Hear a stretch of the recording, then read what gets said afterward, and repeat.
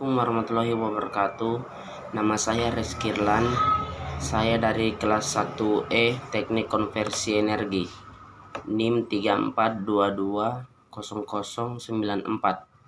Saya akan menjelaskan sedikit yang saya ketahui tentang fototransistor.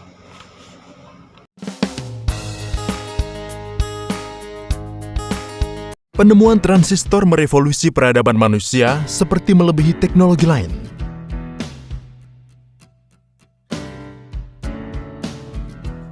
Di jantung smartphone terdapat prosesor. Dan prosesor ini menampung sekitar 2 miliar transistor. Apa yang dilakukan perangkat yang sangat kecil ini? Bagaimana cara kerjanya? Transistor dapat bertindak seperti saklar tanpa bagian yang bergerak.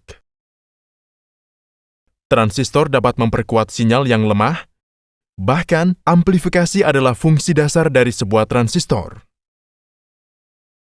Pertama, mari kita pahami dasar dari transistor. Kami akan kembali ke bagian aplikasi nanti. Transistor terbuat dari semikonduktor seperti silikon.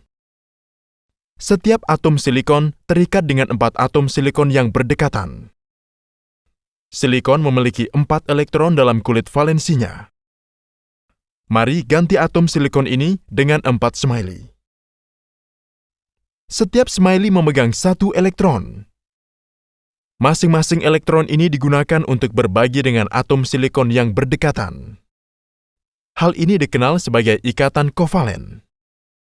Saat ini, elektron berada di pita valensinya. Jika silikon murni harus menghantarkan listrik, elektron ini harus menyerap energi dan menjadi elektron bebas. Dengan demikian, silikon murni akan memiliki konduktivitas listrik yang rendah. Teknik yang disebut doping ini digunakan untuk meningkatkan konduktivitas semikonduktor. Misalnya, Anda menyuntikkan fosfor dengan 5 elektron valensi.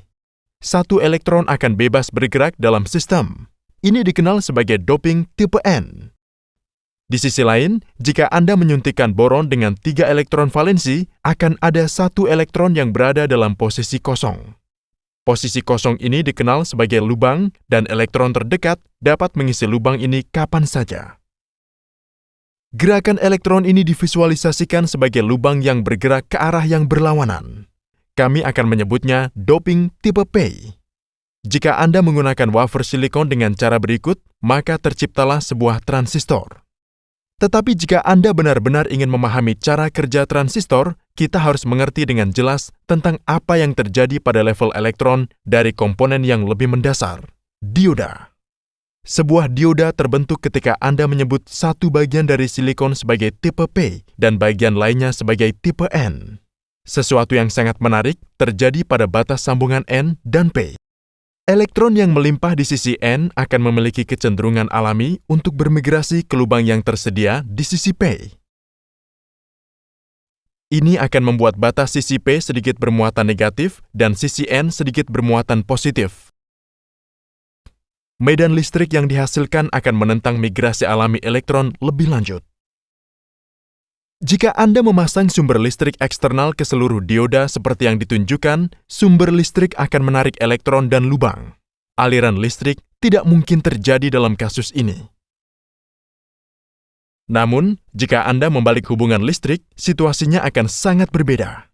Asumsikan bahwa sumber listrik memiliki tegangan yang cukup untuk mengatasi potensi penghalang. Anda bisa melihat bahwa elektron akan didorong oleh terminal negatif. Ketika elektron melewati potensial penghalang, elektron akan kehabisan energi dan akan dengan mudah menempati lubang di daerah P. Tetapi karena daya tarik terminal positif, elektron ini kini dapat melompat ke lubang di dekatnya di wilayah P dan mengalir melalui sirkuit eksternal. Ini dikenal sebagai bias maju dari dioda. Ingat saja prinsip sederhana dioda ini, maka Anda akan memahami pengoperasian transistor dengan sangat mudah.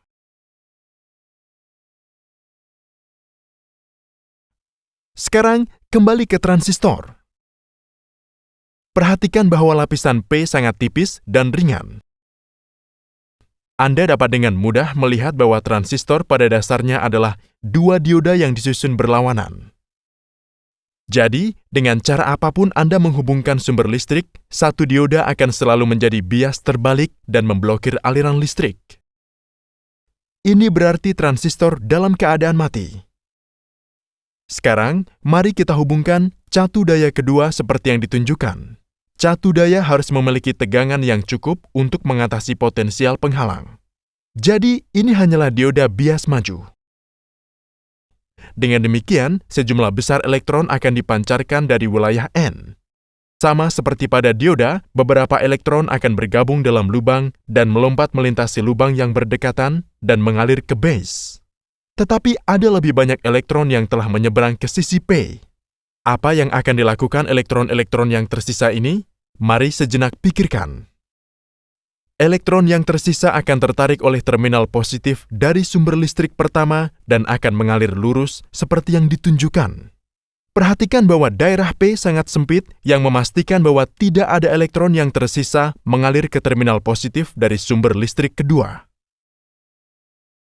Singkatnya, arus basi kecil diamplifikasi ke arus kolektor tinggi. Anda dapat dengan mudah menghubungkan penamaan terminal transistor dengan sifat aliran elektron. Jika Anda dapat meningkatkan arus basis, arus kolektor akan meningkat secara proporsional. Ini adalah kasus yang jelas dari amplifikasi saat ini. Jenis transistor yang telah kita bahas disebut transistor sambungan bipolar. Mari ganti transistor contoh ini dengan yang realistis. Anda bisa meningkatkan amplifikasi dengan menambahkan satu lagi transistor. Transistor basis ini terhubung dengan emitor transistor pertama. Jika Anda memasukkan sinyal berfluktuasi lemah pada inputnya, seperti pada mikrofon, Anda akan mendapatkan sinyal yang diperkuat di pengeras suara. Hal menarik lainnya yang dapat Anda catat tentang rangkaian dasar ini adalah transistor dapat menyala atau mati tergantung pada nilai tegangan yang diberikan. Di sini, transistor bertindak sebagai saklar. Bagian dari transistor ini membuka pintu ke dunia elektronik digital dan memori digital. Menggunakan 2 BJT, Anda dapat membuat elemen memori dinamis dasar komputer buka tutup.